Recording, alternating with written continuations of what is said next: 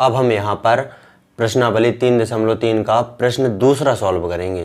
तो यहाँ पर देखेंगे अपन 2x + 3y = 11 जो ये दूसरा प्रश्न है, इसको हम प्रतिस्थापन विधि से ही सॉल्व कर देंगे। और 2x - 4y = -24 को हल कीजिए और इससे m का वह मान ज्ञात कीजिए जिसके लिए y = mx + 3 हो। तो यहाँ पर जो ये वाला समीकरण है ये है समीकरण 1 और ये है समीकरण 2। तो हम समीकरण 1 से यहाँ पर सॉल्व करेंगे इसे। तो समीकरण 1 से, तो समीकरण 1 है कौन, ये वाला समीकरण 1 से। तो समीकरण 1 से हमें क्या करना है, x का मान निकाल लेना है। तो 2x + 3y = 11 है ये समीकरण। तो 3y को बराबर को उस तरफ पक्षांतरित कर देना है। तो यहाँ बचेगा, इस तरफ 2x बचेगा और बराबर के उस तरफ पहुँच जाएगा सब। तो 11 - 3y, ये 3y बराबर के उस तरफ पहुँच गया। अब 2x के साथ गुणा में 2 को बराबर के उस तरफ पक्षांतरित कर देंगे हम। तो यहाँ पर x बराबर, ये 2 भाग में पहुँच जाएगा इन दोनों के, 11 - 3y बटे, ये y है ध्यान देना, बटे 2। इसको हम समीकरण 3 नाम देंगे। 3 इसीलिए नाम देंगे क्योंकि समीकरण 1 है ये और समीकरण 2 है ये। ध्यान देना आप, समीकरण 1 समीकरण 2, इसलिए हमने समीकरण 3 बना लिया यहाँ पर। अब ये x का मान समीकरण 2 में रखने पर, तो यहाँ पर समीकरण 2 देखेंगे, 2x - 4y = -24 है। तो 2 × x की जगह पर x की ये वैल्यू रख देंगे, कितनी है, 11 - 3y बटे 2। तो 11 - 3y बटे 2। अब यहाँ पर -4y बराबर -24 ज्यों के त्यों, -4y बराबर -24 ज्यों के त्यों। अब यहाँ पर देखेंगे हम, तो जो 2 हैं ये इस 2 से कट रहे हैं, तो 2 से 2 कैंसिल हो गए। यहाँ पर क्या बचा, 11 - 3y, 11 - 3y, यहाँ पर बचा -4y और बराबर में बचा -24। तो यहाँ पर देखेंगे -3y और -4y दोनों के चिन्ह समान हैं, तो जुड़ जाएंगे, तो हो जाएंगे -7y। और इस 11 को, जो +11 हैं, इनको हम बराबर के उस तरफ पक्षांतरित कर देंगे। तो ये -11 हो जाएंगे उस तरफ। तो -24 पहले से ही हैं इस तरफ और -11 है, ये +11 उस तरफ हो जाएंगे पक्षांतरित, तो -11 हो जाएंगे। तो यहाँ पर देखेंगे आप, -24 और -11 कितने हो जाएंगे, ये हो जाएंगे -35। दोनों के जो चिन्ह हैं वो समान हैं, तो -35। इस तरफ y के साथ, ये माइनस के साथ गुणा में है, तो इनको, जो ये माइनस के साथ हैं, इनको बराबर के उस तरफ पक्षांतरित कर देंगे। तो y बराबर हो जाएगा, ये -35 ज्यों के त्यों माइनस के साथ बराबर के उस तरफ चले जाएंगे, यहाँ गुणा में है, उस तरफ भाग में पहुँच जाएंगे। तो भाग में माइनस से माइनस कैंसिल, 7 का भाग 35 में देंगे, तो कितनी बार जाएगा, 7 × 35, 5 बार। तो y का मान आ गया कितना, 5। तो यहाँ पर हम, यहाँ पर आपको बताते हैं, यहाँ पर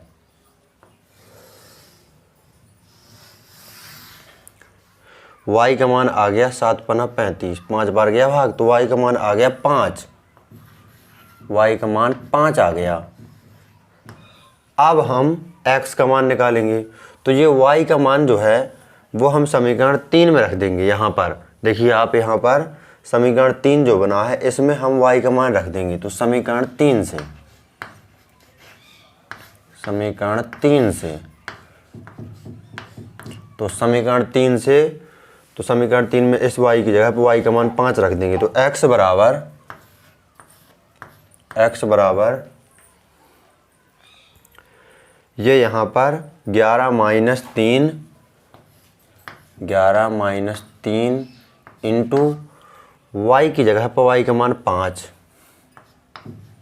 और बटे में 2।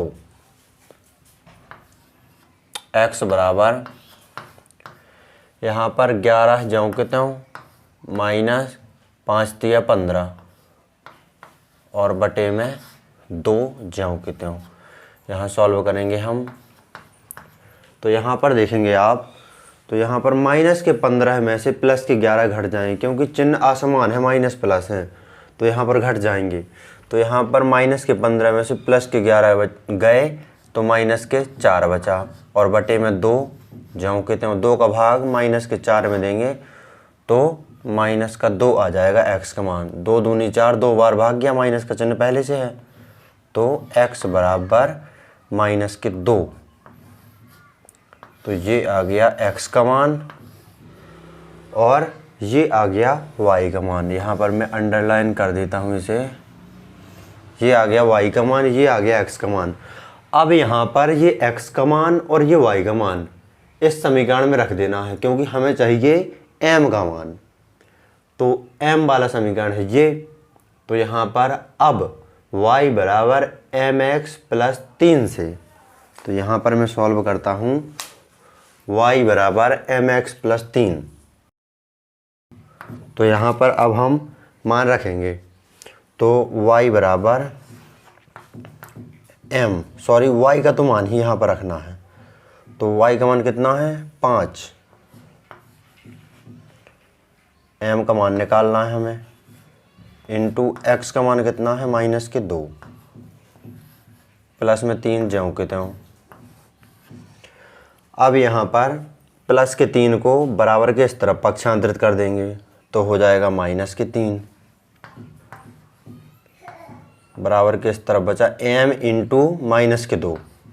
तो माइनस के 2 जो गुणा में है m के, माइनस के 2 को बराबर के इस तरफ पक्षांतरित कर देंगे तो भाग में आ जाएंगे इसके, तो माइनस के 2। अब यहाँ पर 5 में से 3 घट जाएगा तो 2 बचेगा।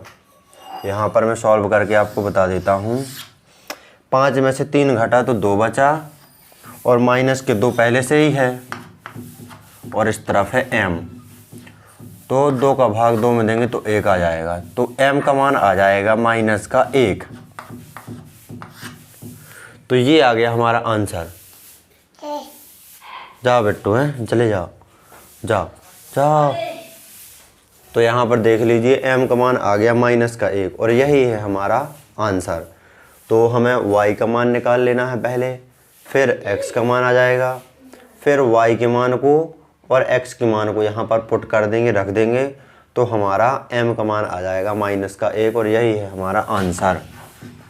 तो यहाँ पर ये देख लीजिए आप, हमने समीकरण 1 इसे मान लिया था, समीकरण 2 इसे मान लिया था, फिर हमने समीकरण 1 से x का मान निकाला, फिर समीकरण 2 में इस x की जगह पर x का मान रखा तो हमें मिल गया y का मान। y का मान हमने समीकरण 3 में इस y की जगह पर रख दिया तो हमें मिल गया x का मान। फिर x और y के मान को हमने इस समीकरण में रख दिया तो हमें मिल गया m का मान। तो इस प्रकार आपको इस प्रश्न को सॉल्व कर लेना है। परीक्षा की दृष्टि से बहुत ही अधिक महत्वपूर्ण प्रश्न है ये। और यदि आप संपूर्ण कक्षा 10 एनसीईआरटी गणित को हल सहित देखना चाहते हैं तो डिस्क्रिप्शन जरूर चेक करें, हमने संपूर्ण कक्षा 10 एनसीईआरटी गणित को हल कर दिया है।